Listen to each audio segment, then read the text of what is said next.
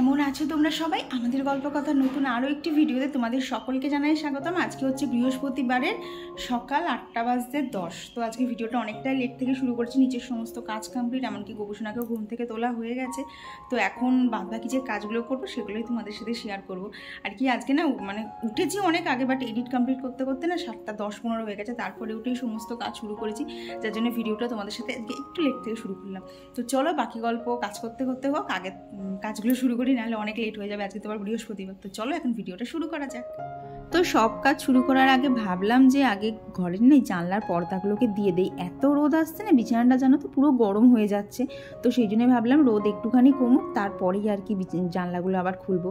আর এদিকে ছাদে এসেছিলাম, ঠাকুরের কিছু জামা কাপড় কাচার ছিল। আর দেখেছো ছাদে কীরকম হাওয়া দিচ্ছে, আর কি যেমন রোদ দিয়েছে তেমন কিন্তু হাওয়াও আছে, যার জন্য বলতে পারো ব্ল্যাঙ্কেটগুলো না চাইলেও তোলা যাচ্ছে না। ওই ভোরের দিকে কিন্তু হালকা হালকা হলেও ঠান্ডা লাগছে। আর এই যে ঠাকুরের জামাগুলো দেখছো না, এগুলো আগের দিনই কেচে রাখার কথা ছিল, কিন্তু আর সময় হয়ে ওঠেনি। তো সেই জন্য আজকেই বৃহস্পতিবার, তো আজকে এখন কেচে দিচ্ছি। আর দেখতেই তো পাচ্ছ যেরকম রোদ উঠেছে, ও 2-3 ঘন্টার মধ্যে শুকিয়ে যাবে। তো তখন আবার যখন পুজো দেবো তখন খুব ভালোভাবেই এগুলো তুলে নিয়ে পুজো দেওয়া যাবে। এবার ব্যাপারটা কি হয় বলো তো, এই যে ঠাকুরের জামাগুলো, এগুলো তো পরিষ্কার জামা ছাড়া ধরা যায় না। তাই মাঝখানে যদি শুকিয়েও যায় না, তুলে নিয়ে আসার কোনো স্কোপ থাকে না। এই এখন মেলে গেলাম, তো আবার স্নান করে যখন পুজো দেবো তখনই কিন্তু তুলবো। তো এদিকে আমার ছাদের অবস্থা এখন বর্তমানে এইরকমই হয়ে রয়েছে। শীতকালে তো প্রচুর ফুল ফুটেছিল, তবে শীতের গাছগুলোতে এখন তো আর সেরকম ফুল ফুটবে না, ফুটলেও খুবই কম কম ফুটবে। তো জানো তো ভেবেছি কিছু গরমের গাছ নিয়েও আসবো। আর এদিকে দেখো কসমস ফুল থেকে না যে বীজগুলো হয় সেইটা ফেলেছিলাম, তার থেকে দেখো দুখানা নতুন কসমস গাছ গজিয়েছে। আর এই ছোট্ট গাছটাকে তো আমি জানো তো ফেলেই দিচ্ছিলাম, এরকম ঘাসের একদম কোলে হয়েছে। তো পরে খেয়াল করে দেখি ওটা হচ্ছে দোপাটি গাছ। ভাগ্যিস বলো তো পুরো তুলে ফেলে দেয়নি, একটু হলেও রেখেছি। আর এদিকে দেখো পিটুনিয়াগুলো আর না সেইভাবে ফুটতে পারছে না, এত রোদের তাত মানুষেরই অবস্থা খারাপ হয়ে যাচ্ছে, ওদের আর কি দোষ। তবে এই দিকের গাছগুলো না একটু ছাওয়া পায়, তো তাই এখন অর্ধেক কিন্তু ফুল দিয়ে যাচ্ছে। তো এইদিকে ঘরের যে গাছগুলো ছিল না, ওদেরকে একটু ওইদিকে সাইডে দিয়েছিলাম, ওদিক থেকে তো ভালো সকালবেলা রোদ আসে। আর এইটা করতে গিয়ে দেখি দেখো স্পাইডার প্ল্যান্টের মাঝখান থেকে অনেকগুলো ছোট্ট ছোট্ট গাছ হয়েছে। আর এই দেখো এই গাছ দুটো এত বড় না, ওদেরকে এরকম ছোট্ট ছোট্ট দুটো টব দিয়ে না সোজা করে খাড়া করেছি, নাহলে তো ওরা পুরো ঝুলে এক প্রকার পড়েই যাচ্ছিল। তো এখন এই গাছগুলোকে অল্প করে জল দিয়ে নিচ্ছি। কী বলো তো, এরা না বেশি রোদ সহ্য করতে পারে না, আবার রোদ না দিলেও এদের অসুবিধা হয়ে যায়। আর আরও কেন বলো তো, আজকে দেরি করে ভিডিওটা শুরু করেছি। সকালবেলা না আজকে এডিটটা কমপ্লিট করতে পারিনি, তো প্রায় অনেকক্ষণই লেগেছে এডিটটা অনেক সকালের দিকে করতে, যার ফলে তো না এইবার আমার কপালটা যন্ত্রণা, শুধু কপাল না কপাল সমেত চোখ দিয়ে যন্ত্রণা করা শুরু হয়ে গেছে। আজকে তো সকালবেলা কাজ করতে ইচ্ছাই করছিল না, মনে হচ্ছিল একটু ঘুমোতে পারলে ভালো হতো। কিন্তু এই ব্যস্ততম জীবনে সকালবেলা তো আর শোয়া বা রেস্টের কোনো সময় থাকে না, থাকে হচ্ছে অফুরন্ত কাজ, যেগুলো চট করে শেষও করা যায় না। তো সেই জন্য ভাবলাম যে একটুখানি আই ম্যাসাজার দিয়ে চোখটা ম্যাসেজ করে নিই, তাহলে অনেকটা রিল্যাক্স ফিল করতে পারবো। তারপরে না সমস্ত কাজেও অনেকটা এনার্জি চলে আসবে। তো এখানে আগারোর যে আই ম্যাসাজারটা নিয়েছিলাম সেটাকেই ব্যবহার করছি। এটা জানো তো নিয়ে এত ভীষণ সুবিধা হয়েছে, যখনই একটুখানি এরকম পেন হচ্ছে তখনই কিন্তু ভীষণভাবে এটা আমার হেল্প করছে। বিশেষ করে জানো তো যখন ভেতর থেকে টেম্পারেচারটা রিলিজ করে প্লাস ভাইব্রেশন হয়, তখন এত সুন্দর একটা রিল্যাক্স ফিল হয় না, তখন তো আর বলতে পারো আরামের কোনো শেষ থাকে না। দাঁড়াও তোমাদেরকে একটু ক্লোজ থেকেও দেখাচ্ছি। এই দেখো এইখানে যে দেখো কি কুশানের মতো করা আছে, দেখেছো এইগুলো কীরকম আপস অ্যান্ড ডাউন হচ্ছে, প্লাস কীরকম ফুলে ফুলে উঠছে।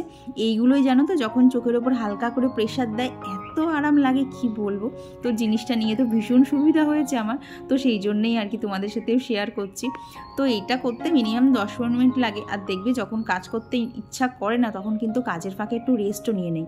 তো সেই টাইমটা না একদম ফোন ঘেটে সময় নষ্ট না করে যদি এরকম একটু আইটাকে রিল্যাক্স করা যায়, তাহলে কিন্তু ভীষণ ভালো হবে। তো তোমাদের যদি এইটা পছন্দ হয়, তার জন্য লিঙ্কটা আমি ডিসক্রিপশান বক্সে দিয়ে দিচ্ছি, তোমরা সেখান থেকে গিয়ে পারচেস করে নিতে পারবো।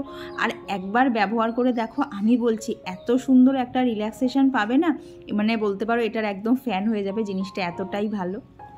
তো এই ছোট্ট করে একটুখানি ব্রেক নেওয়ার ফলে আমার কিন্তু কাজে অনেকটা এনার্জি চলে এসেছে। আর চলো এখন তোমাদের সাথে না বেশ কিছু টিপস শেয়ার করব, যেগুলো আমি আমার প্রতিদিনের জীবনে আর কি মেনে চলি, যার জন্যই বলতে পারো সৌভাগ্য একটু হলেও আমার জীবনে আছে।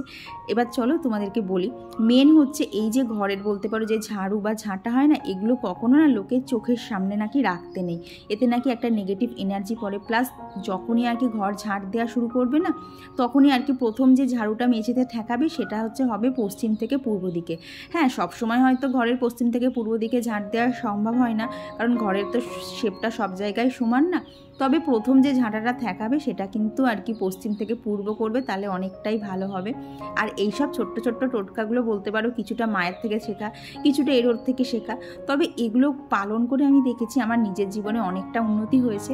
তো সেই জন্যেই আমার এইটুকু জীবনে যেটুকু আমি উপলব্ধি করতে পেরেছি সেইগুলোই তোমাদের সাথে শেয়ার করি, যাতে তোমাদেরও অনেকটা হেল্প হয়। আর আগের দিন তো তোমাদেরকে দেখিয়েছিলাম যে আর কি আমার রাস্তা ঝাড় দেওয়ার যে ঝাড়ুটা থাকে তাতে একটা হলুদ সুতোও বাঁধা থাকে, ওতে নাকি আঘা দিকে অনেকটা কেটে যায়। তো এদিকে ঘরটা তো খুব ভালোভাবে ঝাড় দিয়ে নিয়েছি। আর এখন এই যে আমার যে গাছগুলো ওদেরকেও একটুখানি যত্ন নিয়ে নিচ্ছি। তো তোমরা অনেকেই বলো যে তোমরা ঘরে এরকম গাছ লাগিয়েছো কিন্তু কারুর গাছ মরে যাচ্ছে, না হলে পাতা হলুদ হয়ে যাচ্ছে। কি বলো তো, আমরা ঘরে যে গাছগুলো লাগাই না, এগুলোর সাথে না কিছু আমার মনে হয় যে একটা বাস্তু দোষ বলে একটা ব্যাপার থাকে। তো দেখো, এইবার তুমি একটা এরকম বাস্তু রিলেটেড কোনো একটা গাছ নিয়ে এসে সেটাকে না এবার ঠিকঠাক যত্ন করলে না, যার জন্য বলতে পারো পাতা হলুদ হয়ে যাওয়া, গাছ মরে যাওয়া, এগুলো কিন্তু হয়। আর এটা কিন্তু একটা খুব খারাপ প্রভাবও ফেলে আমাদের সংসারের ওপর।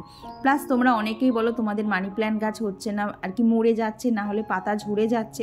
সেইটাও কিন্তু এটা একটা কারণ যে তোমরা গাছগুলো ঠিকঠাক করে যত্ন নিতে পারছো না। তোমরা গাছটাকে একটু ভালো করে টেক কেয়ার করো, হয় রোদে রেখে দেখো, সেটা যদি না থাকে তাহলে কদিন ছায়ায় রাখার চেষ্টা করো। আর কি এইসব গাছ না এরা বেশি রোদও নিতে পারে না, আবার বেশি ছায়াতেও ভালো হয় না। ওই অর্ধেক আলো অর্ধেক রোদে কিন্তু এরা ভীষণ ভালো হয়। তো সেইগুলো বুঝে কিন্তু রাখতে হবে যাতে সংসারের সবসময় মঙ্গল হয়। তো এদিকে তোমরা তো অনেকেই বলেছিলে যে পুজো করার সময় মাথায় একটা কিছু কাপড় চাপা দিতে, দেখেছো? এই নিয়মটা কিন্তু তোমাদের শেখা। তো জানো তো, ওখানে সুতির ওড়না খুঁজতে গেলাম কিন্তু একটাও পেলাম না, তাই আপাতত একটা সিল্কের ওড়না বার করলাম, পরে আবার একটা সুতির খুঁজে দেখতে হবে যে কোথার থেকে জোগাড় করতে পারি। আর যদি একান্তই না পাই তাহলে একটা কিনে আনতে হবে। কি বলো তো, দেখবে অনেক সময় না চুড়িদারের পুরনো ওড়না টোড়না থাকে, তো সেইগুলোই খোঁজার চেষ্টা করছিলাম। তো দেখলাম আমার কাছে নেই, তো এবার মাকে জিজ্ঞেস করবো, যদি মার কাছেও একান্ত না থাকে তাহলে কিছু একটা কিনতে হবে। তো এদিকে দেখো, নিচে এসে আগে বাপির খাবারটা দিয়ে দিলাম। আর আমার খাবারে আজকে হচ্ছে খুব সিম্পল একটা মেনু। তো এখানে দেখো কিছু আলু ভাজা করে নিচ্ছি, আর ওদিকে বসাবো হচ্ছে ভাত। তো ভাতের চাল নেওয়ার সময় না দেখবে কিছু কিন্তু আমাদেরকে নিয়ম ফলো করতে হয়। তো প্রথম একটা নিয়ম হচ্ছে ভাতের হাঁড়ি না কখনো শূন্য রাখবে না। যদি মেজে ধুয়ে রাখো তাহলে সেটা তো আলাদা ব্যাপার, কিন্তু ধরো কোনো কারণে মাজলে না কিন্তু হাঁড়িটা একদম পুরো ভাত শূন্য রয়েছে সেরকম কিন্তু কখনোই রাখা উচিত না। প্লাস ধরো এই যে যখন আমরা প্রতিদিনের যে চালটা নেই সেটাকে নেওয়ার পর সেখান থেকে একটুখানি 3 বার তুলে রাখা, তারপরে ভেতরে যে কুনকেটা থাকে না সেইটা কিন্তু আর কি কখনোই ফাঁকা বা উল্টে রাখবে না, সেটাকে সবসময় চাল দিয়ে পূর্ণ করে রাখবে। কি বলতো, এইসব ছোটো ছোটো টিপসগুলো দেখতে কিন্তু হয়তো খুব ছোট লাগে, কিন্তু এগুলো কিন্তু আমাদের সংসার বলো পরিবারের ওপর একটা বিশেষ প্রভাব ফেলে। তো দেখলেই তো আজকে আমার টিফিনে কী ছিল হচ্ছে পান্তা ভাত আর আলু ভাজা। আমার তো এই কম্বিনেশনটা দারুণ প্রিয়, সাথে না একটা লঙ্কাও ভেজে নিয়েছিলাম, দুর্দান্ত লাগছিল খেতে। তো খাওয়া দাওয়া কমপ্লিট করে এদিকে রান্নার এদিকে চলে এলাম। তো তখন দেখলে না বাঁধাকপি কাটছিলাম, জানো তো পুরো বাঁধাকপিটাই কেটে নিয়েছি, কারণ একটু বেশি করেই করব। আজকে বৃহস্পতিবার, আজকেও হয়ে যাবে, প্লাস কালকে না সকালবেলা হলেই আমার পুজো দিতে যাওয়ার আছে। তো সকালবেলা না অত কেটে বেটে রান্না করতে গেলে যেতে তো অনেকটা দেরি হয়ে যাবে, তাই ভাবলাম বাঁধাকপিটা পুরোই করে রাখি, তাহলে কালকেও বেশ খানিকটা হয়ে যাবে। আর আজকে বৃহস্পতিবার, দেখো এই বাঁধাকপির মধ্যে চাইলেই কিন্তু পেঁয়াজ দেওয়া যেত, কিন্তু কালকে যেহেতু শুক্রবার তো সেই জন্য একটু নিরামিষ করেই করছি, যাতে আজ কাল দুদিনই হয়ে যায়। আর কি রান্না হয়ে গেলে দুটো বাটিতে আলাদা করে রাখবো। আর ওদিকে তো দেখলে ভাতও বসানো কমপ্লিট, আর এদিকে বাঁধাকপিও হয়ে গেছে। তো বড় বাটিরটা আজকের আর ছোটো বাটিরটা হচ্ছে আগামীকালের। তো আজকে হচ্ছে বৃহস্পতিবার, তবুও আমি ডিম রান্না করছি, তার একটাই কারণ হচ্ছে কারণ বাড়িতে 2 পিস মাছ রয়েছে আর 2 পিস ডিম রয়েছে।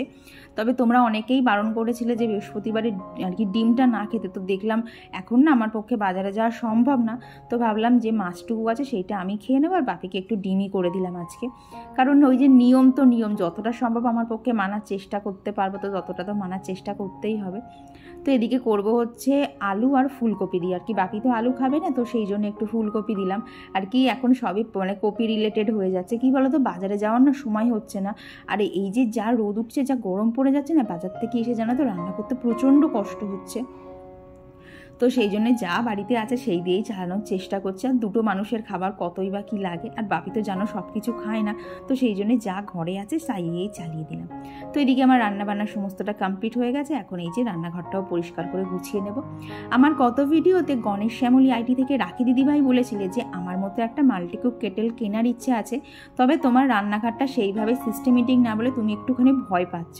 তবে দিদিভাই তোমাকে একটা কথা বলছি, আমার উপর বিশ্বাস করে নাও, রান্নাঘর যেরকমই হোক, তুমি হয়তো রান্নাঘরে তোমার সেইভাবে হয়তো স্পেস নেই কিংবা হয়তো সেরকম সুইচ বোর্ড নেই, তবে তুমি এটা করতে পারো, তুমি ঘরের যে কোনো জায়গায় কিন্তু ওটা ইউজ করতে পারবে। আর সেখানে যদি ওটা রাখার জায়গা না থাকে, তুমি একটা চেয়ার কিংবা একটা ছোট্ট টেবিলের ওপরেও যদি ওটাকে রাখো না, ওটা ভীষণ ভালোভাবে ইউজ করা যাবে। আর তোমাদেরকে তো বলেইছিলাম ওটা খুব হালকাও, যার জন্য জানো তো ইউজ করতে একদমই সমস্যা হবে না।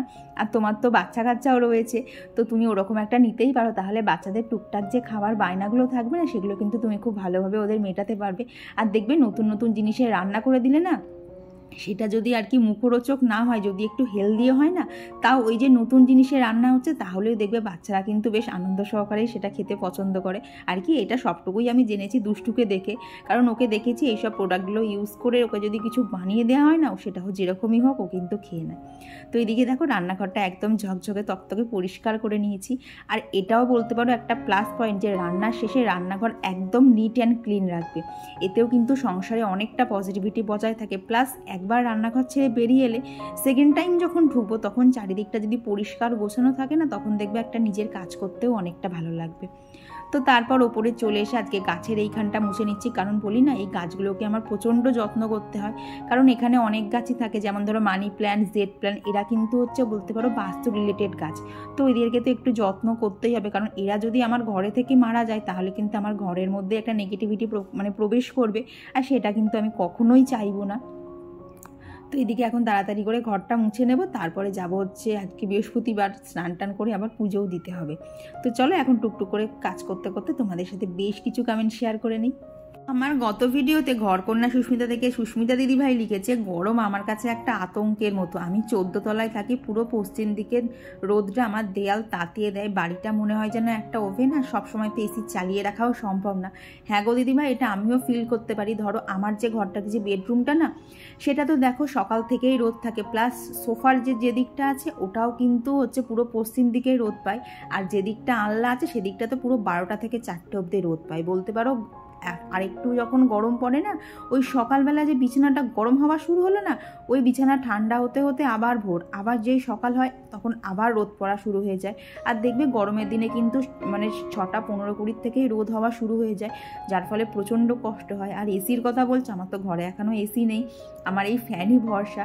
গতবার গরমে তো 2-3টে করেও ফ্যান চালিয়েছি, তা সত্ত্বেও জানো তো ঘেমেছি, ঘরটা আমার এত গরম হয়ে থাকে। তো কিছু করার নেই গো, একটু তো অ্যাডজাস্টমেন্ট গরমের সাথে আমাদের করতেই হবে। তো এদিকে দেখো স্নান করে একটু আলতাও করে নিয়েছি, বৃহস্পতিবার করে একটু আলতা পরার চেষ্টা করি, তবে জানো তো শীতে একটুখানি পরাটা কমিয়ে দিয়েছিলাম, কারণ প্রচণ্ড আমার পা ফাটছিল। তবে গরমে পা ফাটলেও অতটা না ফাটছে না জানো তো, তবে দেখছি গরম পড়ার সাথে সাথে না ঠোঁটটা খুব ফাটা শুরু করে দিয়েছে মাঝখান, মানে 2 দিন তো বুঝতে পারিনি, ঠোঁটটা তো মাঝখান থেকে ফেটে একদম রক্ত পড়ছিল। তারপর থেকে তো একদম কন্টিনিউ বলতে পারো লিপ বামটাকে কোনো মতেই স্কিপ করছি না, কি জানি এরকম কেন হচ্ছে। তো তোমাদের কারোর সাথে যদি এরকম হয় আমাকে একটুখানি বলো তো, তাহলে আমি নিজেও একটুখানি ঘাটাঘাটি করে খোঁজার চেষ্টা করবো যে গরমকালে এটা কেন হয়। তো সকালবেলা না দেখলে তো ঠাকুরের জামা কাপড়গুলো কেচে দিয়েছিলাম, তো যার জন্য বলতে পারো ঠাকুর নামিয়ে না বড় সিংহাসনটাকে আর পরিষ্কার করা হয়নি, ছোটোটাকে গতদিনই করে রেখেছিলাম, তবে এই কাপড়গুলো কাচা হয়নি বলে সে বড়টা আর করতে পারিনি। তো দেখো এখন সমস্ত ঠাকুর নামিয়ে ভালোভাবে পরিষ্কার করে নিচ্ছি।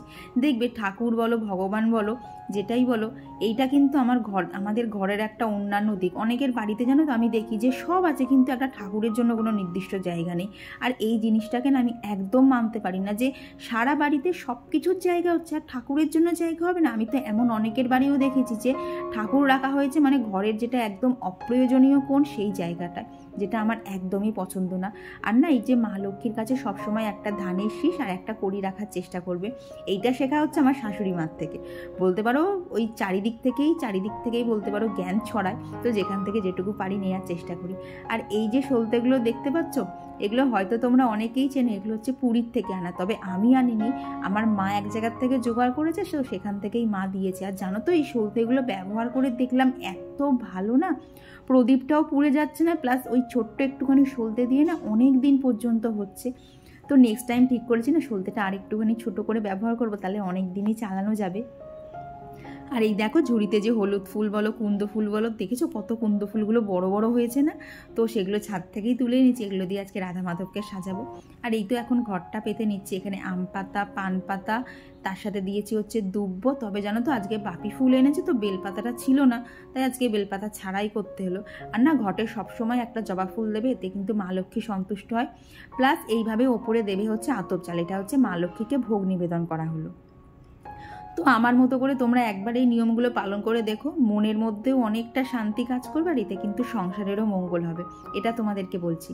আর একটা জিনিস হচ্ছে, আমরা কিন্তু অনেক সময় রাধাকৃষ্ণ ঠাকুরের ফটো বলো মূর্তি বলো অথবা গোপালের চরণে কিন্তু তুলসী পাতা দিই। আর সেই তুলসী পাতা দেওয়ার সময় কখনোই কিন্তু হাতের তর্জনী স্পর্শ করাই উচিত না। যখন চরণে ওরম তুলসী পাতা দেবে সবসময় তর্জনী আঙুলটাকে বাদ দিয়ে দেবে, কারণ তর্জনীটা বলা হয় ওখানে একটা বলতে পারো নেগেটিভিটি কাজ করে। কারণ আমরা যখন ঝগড়া বলো কলহ করি তখন কিন্তু সবাইকে ওই আঙুলটা তুলেই কথা বলতে যাই। তো এইটা বলতে পারো মানুষের ধর্ম হয়ে গেছে, কিন্তু ঠাকুরকে দেওয়ার সময় সেইটা একটুখানি মেনে চলাই ভালো। তো এইদিকে দেখো আমার ঠাকুরকেও কিন্তু পুজো করা হয়ে গেছে। আর ওই যে তোমরা বলেছিলে মাথায় একটা কাপড় দিতে, তো সেইটা দিয়েই করছি। তবে জানো তো সিল্কের ওড়নাতে না একটুখানি ভয়ও লাগছিলো যদি ধূপের ধোয়া টোয়া পড়ে যায়।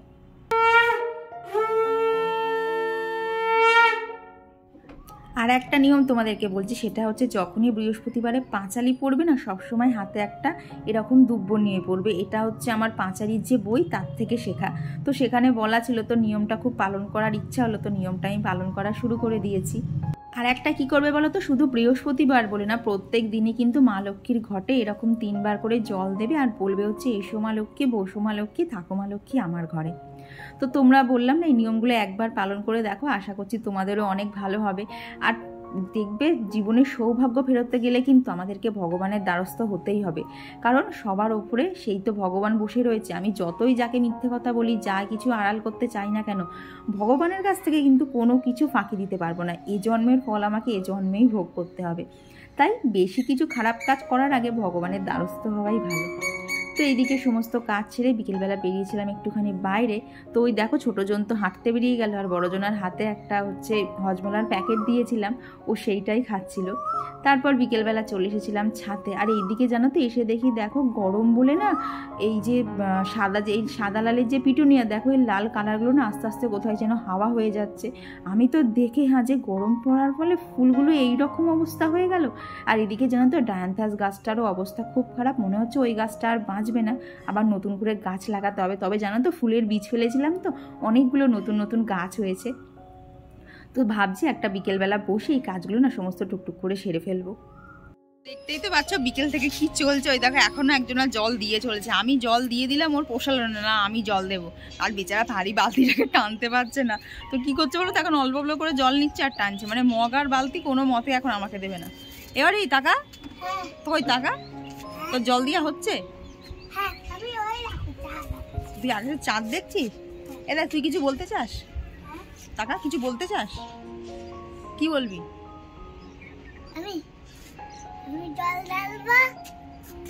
হ্যাঁ তোর মাথায় ঢাল, তোর মা বাড়ি গিয়ে তোকে পিটাবে। তো এখন ওকে নিয়েই খানিকক্ষণ থাকি ছাতে। আর কি বলতো না পাখির ঝাঁকগুলো কি সুন্দর উড়ে উড়ে বাড়ি ফিরছে। তবে এতগুলো গেল আমি একটাও ভিডিও তুলতে পারলাম না, যখন ক্যামেরা ধরে থাকছে ওরা আসছে না, আর যখন ওরা যাচ্ছে তখন আমার ক্যামেরাটা বন্ধ থাকছে। তো চলো এখন এইসব টুকটাক কাজগুলো করে নিই, আবার পরে দেখা হচ্ছে। তো এই যে এখানে দুষ্টু আর আমি তো ছাদে ঘুরছিলাম, তবে বেশিক্ষণ জানো তো আর ঘুরতে পারিনি, কারণ নিচ থেকে ছোটোজন প্রচণ্ড হাঁকডাক করছিল। তো আর আমার গত দিনের ভিডিওতে কমেন্ট করেছিল সুরভিদি, দীপর্ণা, আর কমেন্ট করেছিল ঝর্ণা এজেন্সি, রাখি দিভাই, stay with Jyoti, Laltu, Khunti kitchen and blogs, আর কমেন্ট করেছিল বন্দি পাখি থেকে দিদিভাই, সাফাস, পুষ্পা জয়শ্রী ব্লগ, আসিফার জানা, সুস্মিতা দত্ত দিদিভাই, রুমা ব্লগস, জয়শ্রী দিভাই, আর ডেলি ব্লগস উইথ মৌনি। তো তোমাদের সকলকে জানাই অসংখ্য সাথে আবার বহুক্ষণ পর ভিডিওটা কন্টিনিউ করছি। তো বাজে হচ্ছে 11:25, হ্যাঁ 11:25 ঠিকঠাকই বলেছি, 11:25 বাজে। তো এখন কাজ বলতে আজকে হচ্ছে কি বার, আজকে হচ্ছে বৃহস্পতিবার। আর কি তোমরা শুক্রবারে যে ভিডিওটা দেখেছো তার এখন আমি ভয়েস দিতে বসবো, মানে কখন শেষ করব জানি না, কারণ আজকে রাতের মধ্যে আমাকে ভয়েসটা কমপ্লিট করতেই হবে, কারণ কালকে আমাদের এখানে একটা জাগ্রত পুজো আছে, তো সেখানে অঞ্জলি দিতে যাব। তো কী পুজো কী বৃত্তান্ত সমস্তটাই তোমাদের সাথে পরের ভিডিওতে শেয়ার করব। পুরো দুর্গা ঠাকুরের মানে দুর্গা পুজোর মতনই কিন্তু এখানে পুজো হচ্ছে, আর 4 দিন ধরে পুজো হচ্ছে। কালকে হচ্ছে অষ্টমী, তো তারই অঞ্জলি দিতে যাব। তো চলো সেই সমস্ত কিছু তোমাদের সাথে নেক্সট ভিডিওতে শেয়ার করব। আর এখন তো বললাম ভয়েস দেবো, যদিও বিশ্বাস করো শরীরটা এখন দিচ্ছে না, কারণ সারা সন্ধে একভাবে এডিট করে না চোখ দুটো মানে চোখের পাতাগুলো না এখন আমার টোটালি ভারী হয়ে আছে। কিন্তু কিছু করার নেই, কারণ পরিশ্রম না করলে সাফল্য আসবে না, এই চিন্তাটাই মাথার মধ্যে সবসময় ঘুরে। তো এখন বলতে গেলে এই যে এটাকে এখন বলতে পারো চোখে খানিকক্ষণ দেবো, দিয়ে শুয়ে থাকতে থাকতে কৌশিকের সাথে কথা বলাটাও হয়ে যাবে, কারণ আমার ভয়েস দিতে গেলে এখন অনেকক্ষণ লাগবে, ও কতক্ষণ এবার জেগে বসে থাকবে। তো ওর সাথে খানিকক্ষণ আর কি যতক্ষণ এটা মাসাজটা হবে ওর সাথে কথা বলে নেবো, দেন ভয়েস দেবো। জানি না আমি রাত্রে এখন কখন শোবো, বাজবে 12:30 পৌনে 1 বাজবে। কী বলতো, তোমরা দেখো হয়তো 20 মিনিটের একটা ভিডিও কি 18-19 মিনিটের একটা ভিডিও দেখো, কিন্তু তার পিছনে থাকে আমার 6-7 ঘন্টার একটা পরিশ্রম, প্রত্যেক দিন যুদ্ধ করে করে ভিডিও আপলোড করা। তো চলো আজকের ভিডিওটা এখানেই রাখছি। ভিডিওটা তোমাদের কেমন লাগলো অবশ্যই জানিও, ভালো লাগলে কিন্তু প্লিজ একটা লাইক করে দিও। তো চলো আজকের জন্য গুড নাইট, টাটা।